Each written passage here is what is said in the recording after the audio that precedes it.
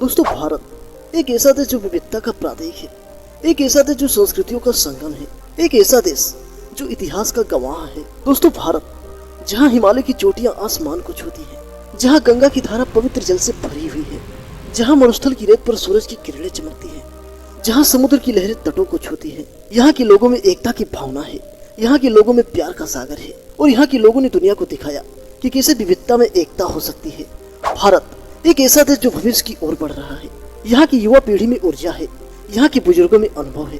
भारत एक ऐसा देश जो दुनिया को प्यार का संदेश देता है, एक ऐसा देश जो दुनिया को एकता का संदेश देता है। और हमारे देश की इसी खूबियों का फायदा उठाने के लिए अंग्रेज पहले भारत आए और हमारे देश में व्यापार किया और हमारे ही देश में हम ही लोगों पर अत्याचार किए।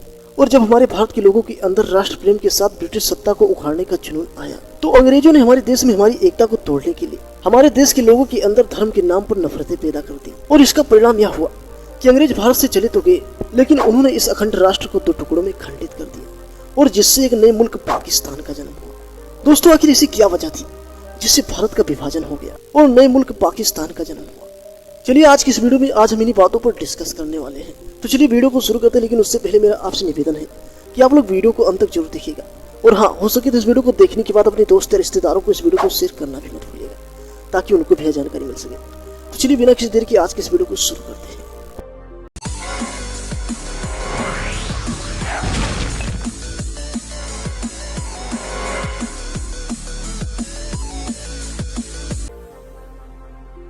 दोस्तों, भारत बंटवारे की कहानी औरंगजेब के मरने से पहले ही लिखी जा चुकी थी। उसने अपनी वसीयत में लिखा था कि मरने के बाद उसके राज्य को 3 टुकड़ों में बांट दिया जाए और यहीं से भारत विभाजन का पहला विचार आया। दोस्तों, औरंगजेब के मरने के बाद मुगल सत्ता कमजोर होती गई और भारत का मुगलों के हाथ से निकलकर अंग्रेजों के पास पहुंचा, किसी को पता ही नहीं चला। दोस्तों, भारतीय चेतना में पहला कंपन सन 1857 में हुआ, जिससे भारत ही नहीं ब्रिटिश भी थरथरा उठा। आपको बता दें कि इस क्रांति का बीज बोने वाले में सिर्फ क्रांतिकारी ही नहीं, बल्कि एक महान संत भी थे, जिनका नाम स्वामी दयानंद सरस्वती जी था। दोस्तों, 1857 की क्रांति से अंग्रेज घबरा उठे और उन्हें जरूरत थी एक ऐसे संगठन की जो विद्रोह के ऐसे मौके पर सेफ्टी वाल्व का काम कर सके। और उन दिनों लॉर्ड डफरिन भारत के वायसराय हुआ करते थे और वायसराय डफरिन ने इसका फायदा उठाया। उन्होंने सर सैयद अहमद खान, जिन्होंने अलीगढ़ मुस्लिम यूनिवर्सिटी की स्थापना की थी, उनको कांग्रेस विरोधी मोर्चा बनाने का निर्देश दिया। और हमारी एकता को तोड़ने के लिए अंग्रेजों ने पहले 1905 में बंगाल का विभाजन किया और फिर 1906 में मुस्लिम लीग की स्थापना की। दोस्तों, पोलराइजेशन की इस नंगा नाच को कानूनी रूप तब मिला जब 1909 में पार्लियामेंट्री सुधार के नाम पर अंग्रेजों ने मुसलमानों को सेपरेट इलेक्टोरेट यानी पृथक निर्वाचित क्षेत्र दे। दोस्तों, सरल शब्दों में कहे तो वह क्षेत्र जहां सिर्फ मुस्लिम उम्मीदवार ही चुनाव लड़ सकते हैं और सिर्फ मुस्लिम ही वोट कर सकते हैं। दोस्तों, पूर्व में ढाका और दक्षिणी पश्चिमी सीमा प्रांत के क्षेत्रों में मुस्लिम लीग मजबूत होती जा रही थी और देश सांप्रदायिकता की आग में जलता जा रहा था। 1920 में गांधी जी के असहयोग आंदोलन में सभी जाति धर्म के लोग बराबर उत्साह के साथ शामिल हुए थे, लेकिन आंदोलन के अचानक समाप्त हो जाने के कारण गांधी जी के प्रयास असफल साबित हुए और सन 1930 में अल्लामा इकबाल ने मुस्लिमों के लिए एक अलग देश की मांग कर दी। और ये वही अल्लामा इकबाल थे जिन्होंने लिखा था सारे जहां से अच्छा हिंदुस्तान हमारा। दोस्तों, 1932 में चौधरी रहमत अली इससे भी आगे निकले और उन्होंने इस प्रस्तावित देश का नाम पाकिस्तान रख दिया। दोस्तों, ये वो समय था जो कभी सेकुलर रह रहे मोहम्मद अली जिन्ना मुसलमानों के सबसे बड़े नेता बन चुके थे।